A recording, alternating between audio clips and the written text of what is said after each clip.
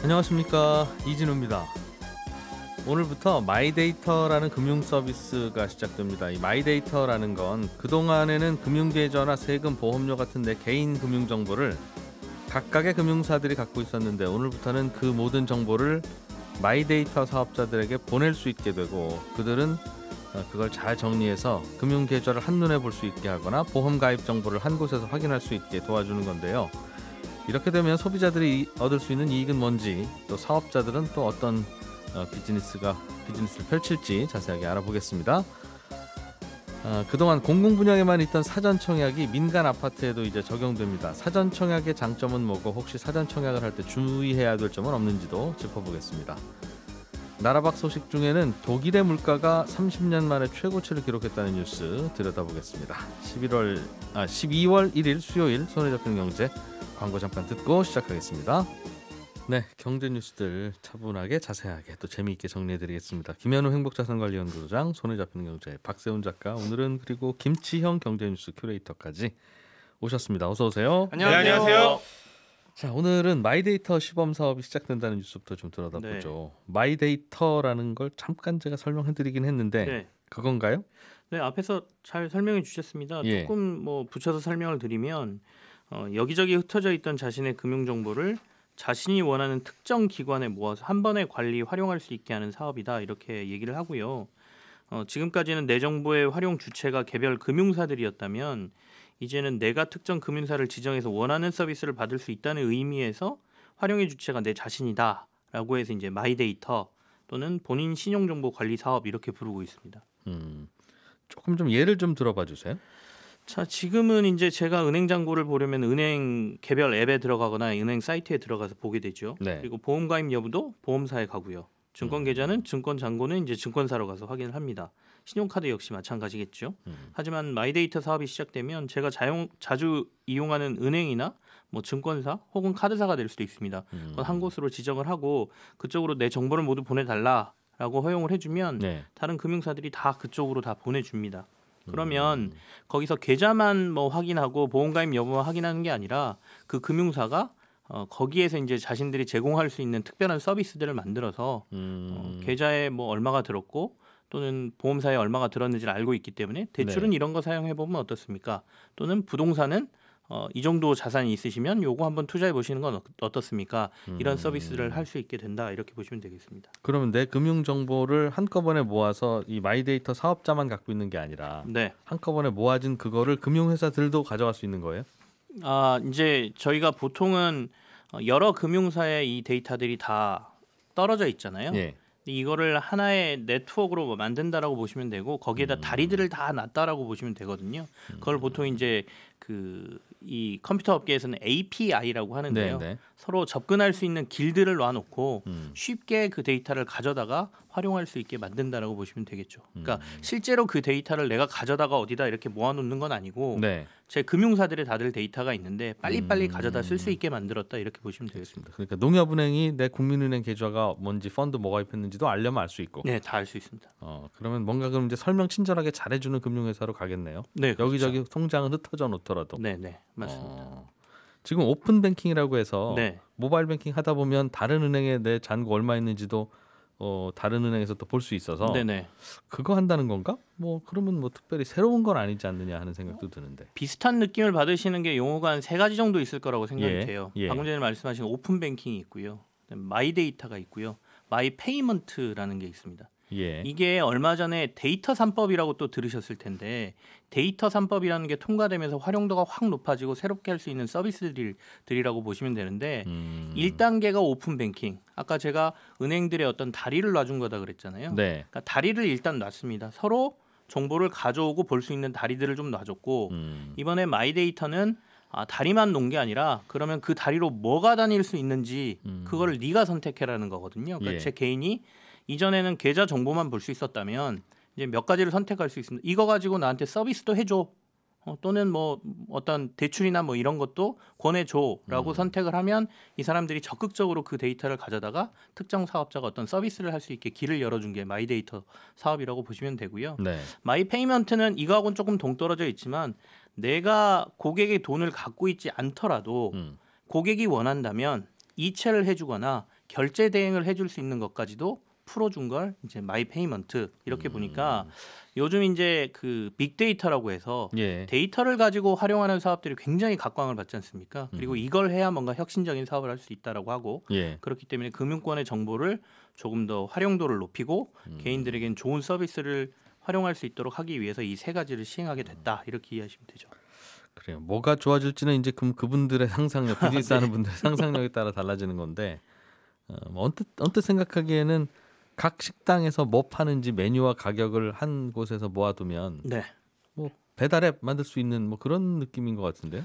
맞습니다. 뭐 저도 약간 원고에 그런 얘기를 써놨는데 예전에는 제가 각각 식당에다 전화해서 이거 배달해 주세요 또는 이렇게 해야 배달을 받을 수가 있었는데 지금은 어플리케이션이 하나 있어서 거기다 전화하면 모든 걸 받을 수가 있잖아요. 예. 근데 마이데이터가 되면 어떤 것까지 되냐면 당신이 어제 이거 시켜 먹었고 한 달 전에 이거 시켜 먹었으니까 이거 드시지 마시고 이제는 이거 한번 드셔보세요. 그다음에 당신의 체중이 이만큼 나가고 하고 있으니 예. 데이터를 분석해 보니 이런 음식은 이제 드시면 안 될 것 같아요라는 서비스까지 받을 수 있다. 그렇군요. 이렇게 보시면 좋죠. 일정 수준을 넘어가면 앱이 안 열리기도 하는. 너무 많이 먹었다고 앱이 거부를 저녁 하나요? 7시 이후에는 안 열리는. 네. 그건 별로네요. 그건 자기 설정하기 나름이겠죠. 소비자들한테는 또 그런 것도 있을 수 있을 것 같고 네. 어떤 상상이 또 가능할까요? 뭐 지금 각각 내놓는 서비스는 저희가 상상하는 서비스 정도인 것 같습니다. 예. 뭐 대출을 알선해 준다든지 부동산 투자를 조금 더 활성화시키는 걸 해준다든지 아니면 당신에게 맞는 금융 정보를 제공한다든지 뭐 상품을 뭐 추천한다든지 이런 서비스가 주를 이루고는 있는데요. 앞으로 이제 서비스가 진화되면서 경쟁이 되다 보면 새로운 획기적인 것들은 조금 나오지 않을까라는 기대가 있고요. 그러니까 소비자들 입장에서는 조금 편리해진다라는 느낌이 1번일 것 같고 사실은 당장은 사업자들이 좀 서로 경쟁을 많이 하겠죠. 왜냐하면 이 데이터를 가지고 활용하면 뭔가 고객들을 더 끌어들일 수 있다는 것 때문에 경쟁이 좀 치열한 상태고요. 예. 오늘 당장 서비스는 17개가 시범 서비스를 들어가고 오후 4시부터 시작입니다. 그리고 12월, 1월부터 단계적으로 이제 확대가 되는데 지금 58개 금융기관이나 핀테크 업체들이 이걸 하겠다고 허가를 받아놓은 상태거든요. 그러다 보니까 경쟁이 치열하면 소비자 입장에서는 마케팅이 강화되고 수수료나 이런 것들은 좀 떨어지게 돼 있죠. 그래서 초기에는 그런 것들을 소비자들이 조금 즐길 수 있는 네. 게 되지 않을까라는 기대를 해봅니다. 그 과정에서 이제 개인 정보가 어떻게 또 잘못 활용되느냐, 우리가 사회가 허용한 범위를 넘느냐 안 넘느냐, 네. 뭐 이걸 가지고도 논란은 좀 있겠네요. 네, 우려점은 이제 가장 큰 우려점은 예. 내가 허용은 해줬지만 과연 그 금융기관이 나의 데이터를 함부로 사용하는지 예. 아니면 또는 밖으로 유출될 가능성은 없는지에 대한 고민은 생기고요. 예. 다만 API라는 그 아까 그 다리를 이용하면 그 전에 이미 몇몇 핀테크 업체들이 이런 비슷한 서비스를 해왔거든요. 근데 예. 그거는 스크래핑 방식이라 그래서 정보를 다 일일이 가서 문 두드려서 제가 이제 비밀번호를 주면 넣어 가지고 가져오는 방식이었는데 예. 그거보다는 보안이 조금 높아진다라고는 하고 있습니다.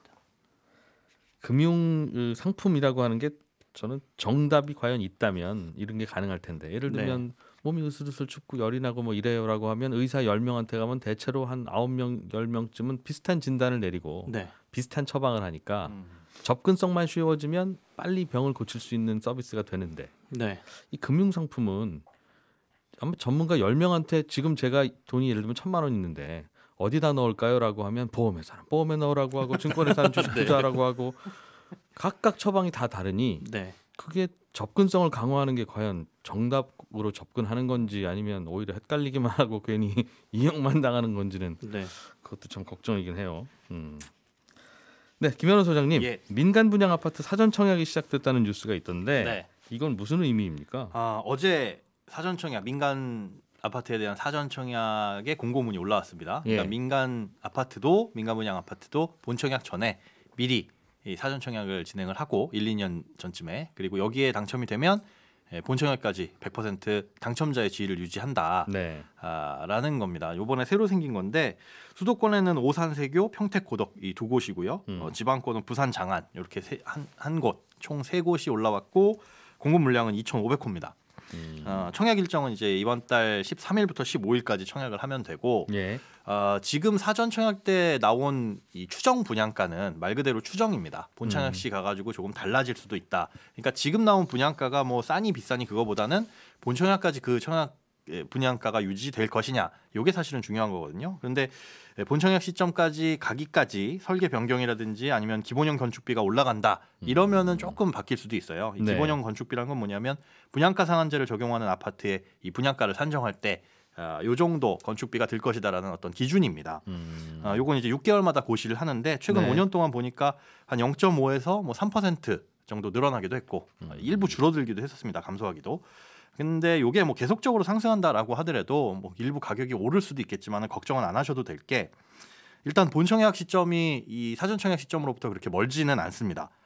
조금 다르기는 한데 평택 같은 경우에는 2023년 4월 그리고 오산하고 부산이 2024년 5월이거든요. 네. 그때까지 계속 기본형 건축비가 올라간다고 해도 그렇게 큰 영향은 없을 것이고 또 분양가에서 사실 대부분을 차지하는 게 건축비보다 땅값이잖아요. 예. 근데 이게 이 공공택지입니다. 이미 뭐 땅은 확보된 거라서 예. 사실 지금 추정 분양가에서 본청약까지 넘어가기까지 그렇게 가격이 많이 오른다 이런 걱정은 안 하셔도 되고 지금 요 추정 분양가를 기준으로 자금 계획을 세우셔도 크게는 오차는 없을 것으로 판단이 됩니다. 그 아파트를 여기다 지어봐야 되겠다고 마음 먹은 다음부터 네. 아파트 입주할 때까지는 쭉 프로세스가 있는데 예, 대개는 한 4단계쯤에 자 이제 뭐 특별한 변수 없을 것 같으니까 분양을 합시다 그렇습니다. 해서 하는데 지금은 한 1단계 지나고 나면 일단 분양한다는 거죠. 네, 사업자만 선정이 되는 이 상태에서 그럼 그 과정에서 2단계에서 4단계까지 별일 없이 넘어갈까? 이제 이건 고민일 텐데. 그렇습니다. 에이, 뭐 아파트 짓는데 뭐 특별한 문제 있겠어요? 하는 거겠죠. 그리고 공공택지다 보니까 그런 것들이 뭐 민간택지에 비해서 보다 수월할 것으로 예상이 되는 것이고 예.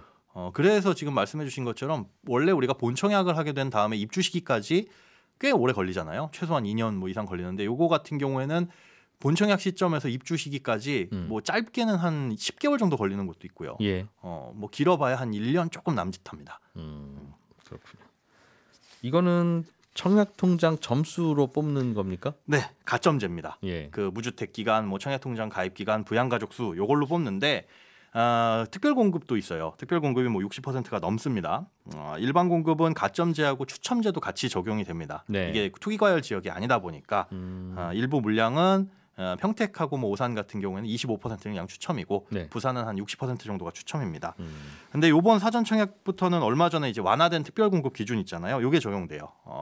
다시 한번 말씀드리자면 뭐 신혼부부 특별 공급 중에 이제 자녀가 없어도 네. 여기다 넣어서 추첨으로 받을 수 있고 아니면은 1인 가구 중에서도 결혼을 안 한 1인 가구도 넣을 수 있습니다. 다만 60제곱미터 이하만 가능하고요. 네. 또 두 가지 특공 모두 소득 기준을 초과한 경우에도 일단 청약을 넣을 수 있는 기회는 주어집니다. 추첨으로 주어지고 모든 기준은 일단 사전 청약 공고일이 어제 나왔으니까 어제를 기준으로 하는 거예요. 그리고 사전 청약에서 당첨이 됐다. 그러면 그 기준에서는 무주택 지위 말고는 다 벗어나도 상관은 없습니다. 다만 이제 대규모 택지 같은 경우에는 해당 지역에 우선 거주권을 줍니다. 우선 이 당첨권을. 네. 그래서 요거 같은 경우에는 그 거주 기간을 본청약까지 충족을 해야 되는데 이게 무슨 소리냐면 예를 들어서 평택 같은 경우에는 전체 공급 물량 중에 30%를 네. 우선 공급해 주는데 평택에서 연속해서 1년 이상 거주하신 분한테 먼저 줘요. 30%는 그분들 대상으로 뽑기. 예, 그렇습니다. 예. 그분들에서 점수로, 뽑는데 점수로. 예. 그 1년 동안 거주한 기준은 언제부터 잡냐? 11월 30일 기준에서 이전에 1년을 채웠으면 그분은 이제 조건을 완성한 거고 11월 30일을 했더니 오늘 딱 전이 봤다. 그럼 네. 아직 1년은 안 됐잖아요. 하지만 지금부터라도 1년을 채워 나가면 됩니다. 그렇다면 지금부터 평택에 안 사시는 분들도 네. 신청할 수 있겠네요. 아니요. 11월 30일 어제 공고일 기준에서 평택에 살고는 있어야 살고는 돼요. 있어야 돼요. 네. 그래서 그때로부터 이제 1년을 채워야 되는데 만약에 1년을 못 채우고 이사를 갔다. 그런데 평택에 사는 걸로 간주하고 우선 공급을 받으신 경우에는 이게 당첨이 취소가 될 수 있으니까 그렇게 우선적으로 받으신 분들은 평택에서 1년 동안은 무조건 거주는 하셔야 됩니다. 이거 다 알고 계실까요? 이 부분이 사실 저는 이것도 그렇지만 민간 분양 사전 청약도 그렇지만 공공 분양 예. 사전 청약도 걱정입니다. 그거는 이제 지역에 따라서 2년인 경우도 있거든요. 그러니까 중간에 어쩌어쩌 하다 보면 이 아파트 당첨은 됐고 네. 뭐 본청약 하라는데 분양가는 많이 안 오를 것 같으니까 그냥 준비만 하고 있고 네. 집 안 사면 된다 그러니까 그냥 어디 다른 사정에 있어서 이사 갔는데 그렇죠. 2년 못 채우셨네요. 뭐 1년 못 채우셨네요. 이러면 취소돼 버립니다. 그걸 알고서 뭐 그랬으면 아유 내가 이거 감수하고라도 이사 가야지 싶은데 그걸 왜 그렇게 모르겠습니다. 이거는 깊은 뜻이 있겠죠. 이거는 넓혀주자고 사전 청약까지 그 거주 기간을 넓혀주긴 했는데 만약에 이제 전입 신고를 한다거나 이런 상황에서 주민센터에서 알려주면 선생님 예, 지금 예. 전입 신고 빼시면은 이거 사전 청약 당첨되신 거 취소됩니다. 라는 걸 안내하는 절차가 생기면 참 좋겠지만 그런 꼼꼼함이 있을지는 주민센터 계신 분들 모르시면 안 되죠. 그런 행정부 정보는 공유되지가 않는 경우가 대부분이기 때문에 그렇다고 이사 간 다음에 이제 알고 보내주는 거는 가능할 텐데 전입 신고가 되니까 그거 이미 늦은 거고. 이미 늦은 거죠. 그래서 그 지역에 사신 분에게 우선 분양 물량을 주는 개념이 이게 취지로는 무슨 뜻인지는 알겠는데 그 동네 분이 그 동네 아파트 사셔야죠 하는 개념은 알겠는데 이제 워낙 광역화되어 있어서 서울 사는 분이 평택집 살 수도 있고 평택 사는 분이 서울집 필요한 경우도 있는데 충분히 출퇴근도 그렇게 하시는 분이 그렇게 할 필요 있을까 하는 그 경우는 청약통장 쓴 걸로 처리되는 거죠? 그렇지는 않습니다. 그렇진 않아요. 이게 이제 이번에 사전청약 때 주의할 건데 청약통장 쓴 거나 마찬가지로 보기는 해요. 근데 쓴 거는 아니고 이게 마찬가지란 뜻이 뭐냐면 이게 사전청약이 당첨이 되면 다른 공공분양 사전청약이나 다른 본청약을 넣을 수가 없습니다. 근데 넣고 싶으면 사전청약을 취소하면 당첨된 걸 취소하면 다시 청약통장이 살아나요. 그때는 이제 넣을 수가 있습니다. 그런 것들은 조금 조심하셔야 되고 이번에는 공공분양하고 다르게 신혼부부 특별공급의 경우에 예비 신혼부부는 대상이 아닙니다. 이거는 공공이 아니라서.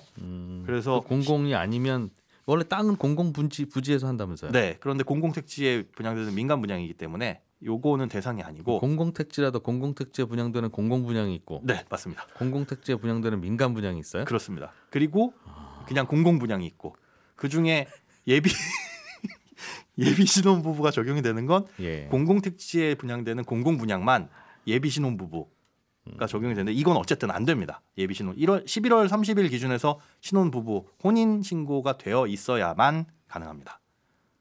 알겠습니다. 고민을 하다 보니 일이 복잡해지긴 했겠으나 언제 한번 정리 좀 합시다. 박 작가님, 독일 물가가 30년 만에 최고로 많이 올랐다는 소식이네요. 네, 요즘 일본 빼고는 우리도 그렇고 대부분 국가들에서 물가가 오르고 있는데 어제 발표된 11월 독일 물가 예비치 보니까 작년 11월 대비 5.2% 올랐습니다. 지난달 대비로는 0.7% 올랐던데 동독하고 서독하고 통일하고 나서 얼마 있다가 물가가 한번 엄청 뛴 적이 있었거든요. 그때 한 5.5% 정도 올랐는데 그리고 나서는 별로 안 오르다가 30년 만에 가장 많이 오른 겁니다. 에너지 가격이 한 22% 오른 게 가장 큰 이유였고요. 식품 가격하고 서비스 가격도 꽤 오른 걸로 집계가 됐습니다.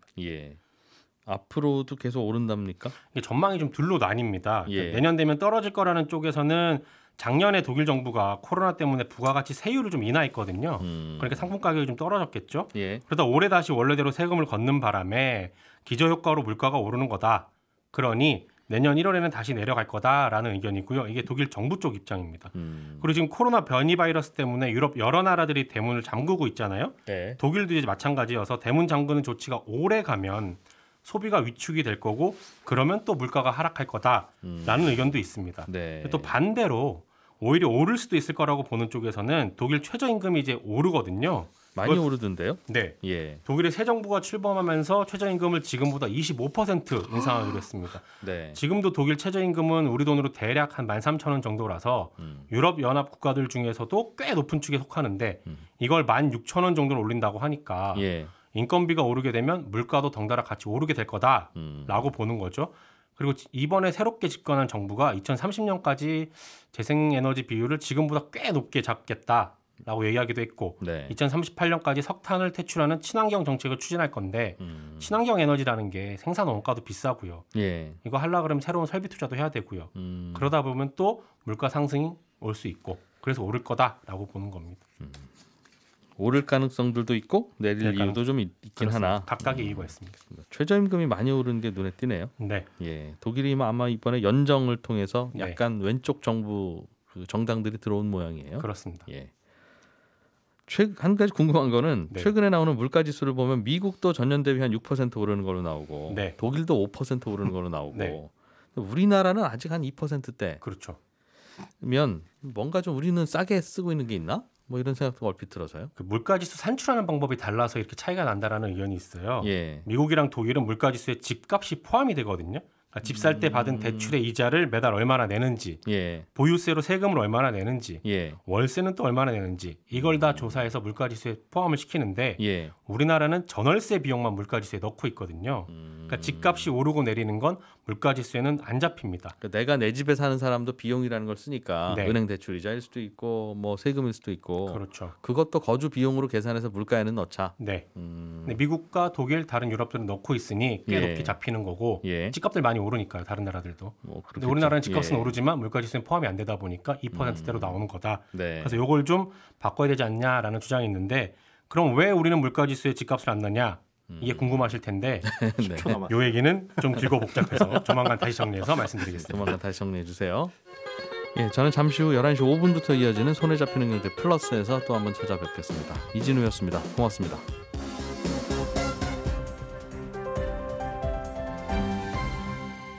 경제를 생각하는 사람들의 즐거운 습관. 이진우의 손에 잡히는 경제.